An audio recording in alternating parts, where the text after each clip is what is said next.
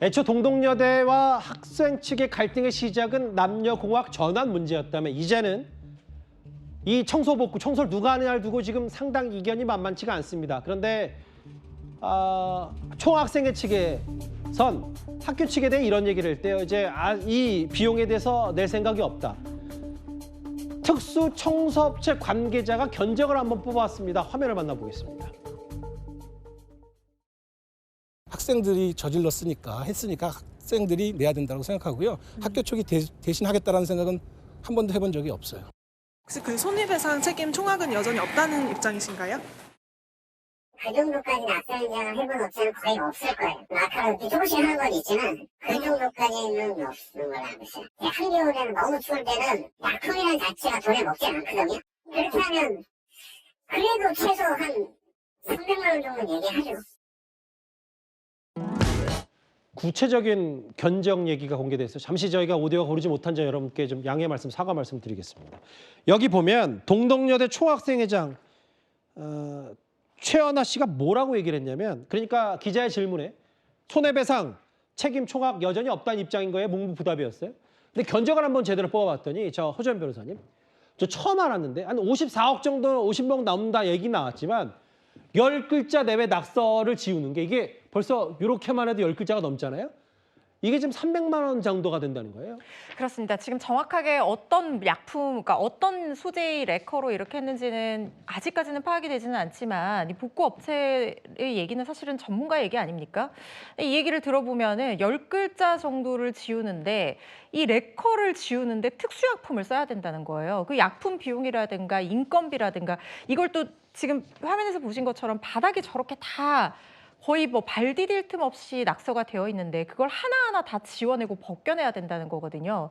예전에 경복궁 담벼락에 낙서가 됐을 때 그거 기억나요. 지우는데 굉장히 많은 시간과 비용이 소모됐고 그때도 겨울이었습니다. 그런데 지금 청소업체 얘기로는 날씨가 추워지니까 약품 자체가 그 바닥에나 벽에 있는 그 돌이나 이 벽돌에 묻지를 않아서 그것까지 시간이 소요된다고 하면 이 정도 비용이 나올 수가 있다는 거예요. 그리고 특히 학교 측에서 얘기를 하고 있는 게 이런 불법 점거 행위로 인해서 이 취업 박람회 자체를 열지를 못했다는 거예요. 맞아요. 이게 이 어떤 파손된 물건들을 복구하는 데 드는 비용은 법적으로는 직접 손해라고 해서 불법적인 행위를 한 측에서 당연히 배상을 해줘야 되는 것이고 예.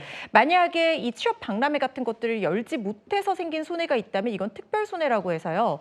이 불법 행위를 한 측에서 알거나 예상할 수 있었던 손해라고 하면 그 부분에 대해서도 손해배상 책임을 지우거든요. 그런데 총학생회였잖아요. 그리고 그때 당시에 취업 박람회를 위한 물품들도 집기들도 들어와 있는 상태였단 말이죠. 그렇다고 하면 자신들의 행위로 이 박람회가 열리지 못할 거라는 걸 충분히 예상할 수 있었다고 판단될 가능성이 상당히 높습니다. 이 비용까지 한다고 하면 50억이 나오는 게 무리도 아닐 거라는 생각도 듭니다. 그 단순히 봤을 때 저렇게 지금 보면 영상을 봤을 때 지금 저 해당 건물에 저것만 해도 300만 원이라는 거예요. 저렇게 10글자 정도가 되면. 뭐 크기에 따라서 있었고 한 걸음 한 걸음 내딛는 비용 만약에 한다면 저게 다 300만 원 했을 때 그것 또한 무려 한 달 가까이, 한 달 넘게 걸릴 수도 있다. 근데 오늘 이 동덕여대 관련해서 이런 얘기가 전해졌어요. 저 허 변호사님 여기 화면을 같이 보실까요? 동덕여대 총학생회 측의 얘기는 뭐냐면 이거 남녀 공학 전환, 공학 전환 전면적으로 걷어들이지 않으면 본관 무기한 점거하겠다는 취지의 얘기였는데 이거 학교 측도 뭔가 조치를 취한 것 같아요? 그렇습니다. 학교 측에서 이 3차 면담을 했는데 본관 점거 자체에 대한, 그러니까 사안 자체뿐만 아니라 본관 점거를 좀 해제해달라고 요청을 했지만 이 부분에 대해서도 입장차를 좁히지 못한 상황으로 보입니다. 그래서 학교 측에서는 지금 한창 입시철이잖아요. 그리고 이 시위에 반대하는 학생들도 있단 말이죠. 그런데 그 학생들에 대한 손해와 입시 자체를 진행을 할 수가 없는 상황이 돼서 막심한 손해, 회복할 수 없는 손해가 예상되는 상황이기 때문에 이 부분 법적으로 결국에는 대응하겠다라는 겁니다. 퇴거 단행 가처분과 업무방해 금지 가처분을 제기를 하겠다라고 지금 입장을 밝힌 상황인데 퇴거 단행 가처분이라고 하는 건 뭐냐면요. 만약에 나가라는 거예요. 근데 나가라고 하는 게 인용이 된다라고 하면 14일 이내 집행관이 들어가서 강제적으로 집행에 착수를 할 수가 있습니다. 그러니까 법원이 그걸 받아들이면 2주 안에 무조건 학생들은 나가야 된다. 그렇죠. 그러니까 학생들이 나가지 않는다고 하더라도 집기를 드러낸다든가 강제로 문을 연다든가 이런 집행력이 굉장히 강력하게 부여되는 그런 절차거든요. 그래서 이 동덕여대 측에서도 이런 법적인 어떤 조치를 통해서 일단 학생들을 내보낸 다음에 본관을 사용해서 다른 학생들의 수업이라든가 입시 절차를 진행해야 되는 상황이라고 판단을 한 것 같습니다. 근데 이제 허 변호사님 짧게만 전반적인 분위기가 저 낙서 비용 저렇게 물어내라 혹은 이 퇴거 조치도 법적으로 검토하겠다. 학교 측이 좀 더 법적으로는 우위에 있다고 판단하는 모양이에요. 지금 상황으로 봐서는 학생들의 어떤 이 불법 점거와 시위 방식이 법적인 설득력을 가질 여지는 없어 보입니다. 물론 실제로 손해배상 청구에 들어가게 되면 아마 이런 사건 같은 경우에는 재판부에서 조정 절차를 진행을 할 가능성이 높습니다. 그러니까 학교 측과 이 학생회 측을 양측을 불러놓고 손해배상 금액이 이 정도 나왔는데 학생들이 이걸 다 부담하는 게 어려우니까 이 부분 예. 어느 정도 선에서 조율하는 절차를 거칠 가능성이 높은데요.